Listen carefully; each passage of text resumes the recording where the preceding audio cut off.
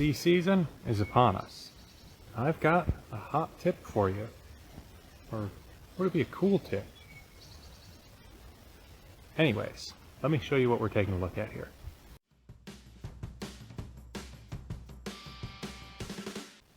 So this is a problem I recently had with my W123. I had everything ready for the AC to work, and the vent temperature just was not very cold. In fact, it was kind of warm.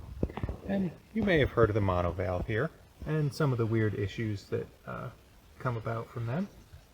But one thing you may not think about is the connector to the monovalve. This little guy was making an intermittent connection to the actual valve. So sometimes it would be sending hot water through the heater core, and other times it would not be when I was calling for cold air, because this works that you put 12 volt to this to shut off the heater. So it fails safe that you're going to be hot in the wintertime is the theory. But let me show you what you can do here. Pop this guy off, and this little thing can come apart. There's tabs on the sides, on either side.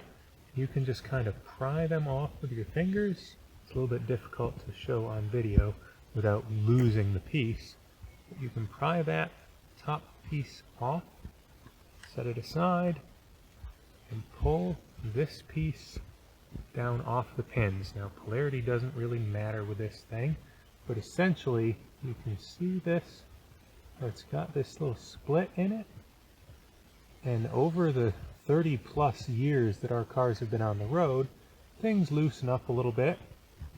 Take a pair of needle nose pliers, just come in, give this just ever so slight of a pinch. Don't go too far, you don't want to crush it, just a little bit, just to make it fit a little tighter on the pins. And then once you've done that, and it makes a nice solid connection on that pin, your heater problems will be no more, or rather your cool problems will be no more. So hopefully that was helpful. Thanks for watching.